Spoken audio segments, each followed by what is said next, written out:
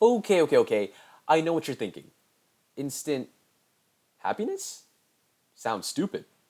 Happiness is something you earn, am I right? Something you have to work hard for. Or maybe it's something you're just lucky enough to be born with right off the bat. Everyone is born with different circumstances, so how is it possible for me, of all people, to find happiness? Well, according to this guy, Alfred Adler, happiness is subjective, meaning anyone can achieve it granted they change their thinking in a certain way. So sit back, grab yourself a coffee, and you'll be seeing a brief introduction to Adlerian psychology in today's video.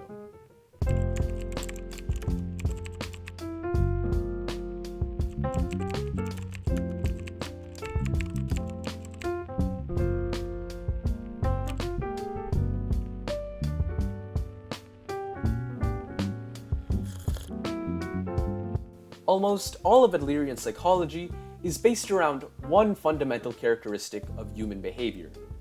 That is, humans are egotistic. Yes, that's it. According to Adler, every human has their own superiority or inferiority complex. That is, people are constantly striving to either be better than everyone else, to look good in the eyes of another individual, or to at least appease one. In other words, Adler believed that every single one of our problems are based off how we compare ourselves to others or society as a whole. And once you think about it, this kind of logic does apply to everything we do in the real world. I need to earn more money. I need to earn better grades. I need to get more views or likes, are all typical examples of such thinking.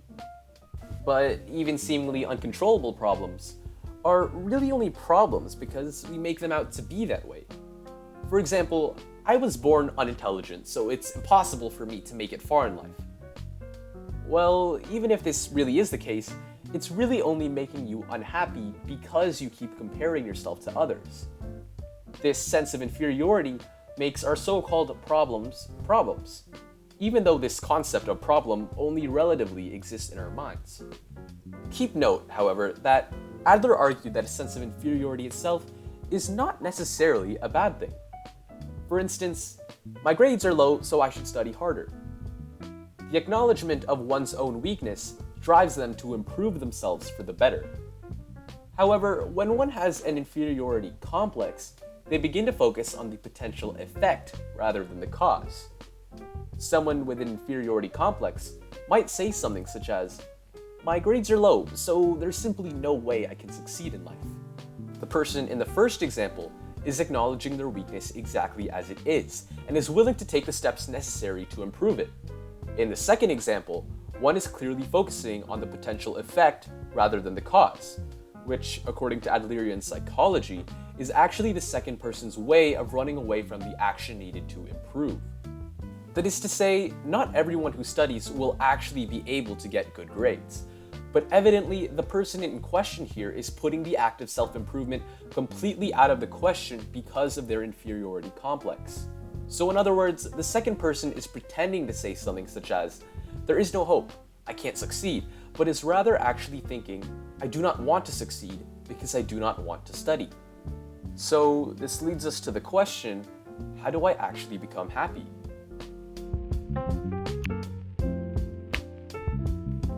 The first step is to understand that we are naturally flawed human beings and that there is room for improvement. As mentioned before, it's actually beneficial to acknowledge inferiority, but not to the point where one begins to develop a complex and focus on the so-called cause and negative effect. There are 7 billion people on the planet, and if you continue to think of everything in terms of a competition, then naturally you will never be happy.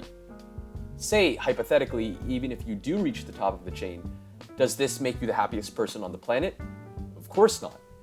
There will always be this sense of, "I could be more," if you keep striving for perfection. By acknowledging their own inferiority, one finds true freedom, which is the first step to happiness. That is, the ability to live one's life without caring about how other people think of them.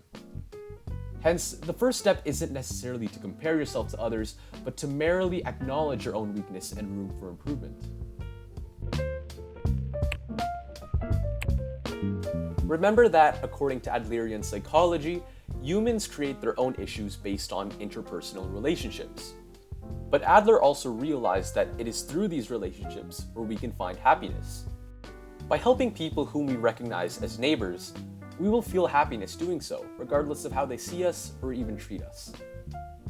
In other words, we have to develop our relationships with others until we see them as neighbors, as comrades, as confidence by which we can find happiness simply by helping them or treating them nicely. But how do we teach ourselves to do this? Well, to Adler, we can achieve this by having confidence in others, never doubt. It's kind of like being a good Samaritan in a sense. To believe in the other person without any set conditions or even expecting anything in return. This may mean giving someone a pencil and not expecting them to return it right away, or even doing work around the house without expecting a thank you. Yes, it seems incredibly radical at first, and it's understandable to think, man, I need to think of those people as my comrades, but those guys suck. Also, even if I do unconditionally believe in them, they'll only take advantage of me. And yes, this is indeed a risk. You may get taken advantage of. However, the point of this exercise is to deepen your relationships with others, and the only way to do this is through confidence. If, instead of confidence, you constantly doubt people all the time, thinking, how will this person use me? How will this person betray me? And so on, it will always be impossible to develop relationships with that person any further. It takes a lot of courage to believe in others all the time, but it's possible to do so if you just follow step 1. Understanding which things are within your control and which things are not. Getting taken advantage of is not within your control. However, what is in your control is how you can at least benefit the other person. So, in other words, it's not how can I look good in front of them, but rather what can I do to serve them. So as long as you do what is in your control for the benefit of others, it is indeed possible to find fulfillment. And after that, the final step is easy enough to do.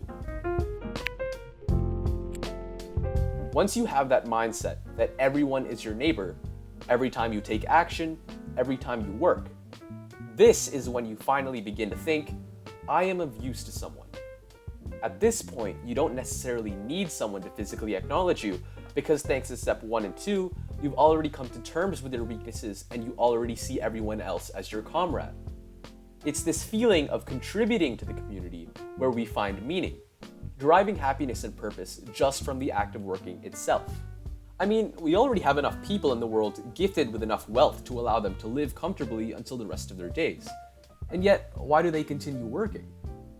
Well, it's this feeling of, me, I am useful.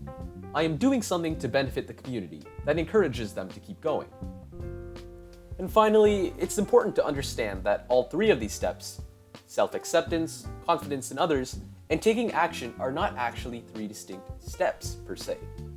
Rather, they all work together in one continuous positive feedback loop. By acknowledging our own weaknesses, we begin to understand that some things are outside of our control, and hence we begin to have courage to believe in others, even with the possibility of being taken advantage of. By having this confidence in others, we feel a responsibility to serve others and do our part in society. And lastly, this act of serving enables us to think, I am useful. I am fine just the way I am, regardless of what anyone thinks of me.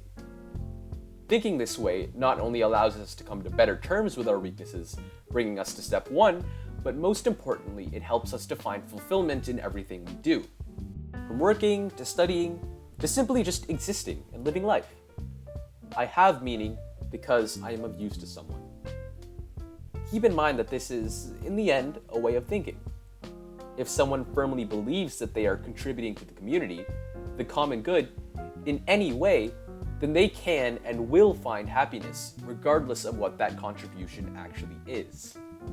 If one chooses to follow Adlerian principles, one may ask, how can we possibly achieve anything if we don't feel like striving for self-improvement? I mean, Adlerian psychology is basically asking us to just be perfectly fine the way we are now. Well, the point isn't necessarily to not have any goals, but rather to constantly live in the present, which you may have already heard from many different branches of philosophy already. The psychologist Ichiro Kishimi suggests to live like you're dancing. Ultimately, the goal of dancing is the dancing itself, not necessarily to reach a particular location. If, for example, You're studying for a major exam, it's easy to get stressed about the exam coming in the weeks, months, or days to come. However, in actuality, you could just say something such as, "Hey, today I covered trigonometric functions." And that's it. Living in the present means focusing only on the trigonometric functions for one day, aka the act itself, not the exam or any other potential outcomes. Doing this allows us to think, this is what this day was for, making it possible to find fulfillment in long-term tasks such as studying and working. So in the end, you don't necessarily need talent or wealth or even communication skills to put all these steps to happiness into action. You just need courage. The courage to accept your own flaws and to contribute to others. To quote Alfred Adler, "You can be healed of depression if, every day, you begin the first thing in the morning to consider how you will bring a real joy to someone else."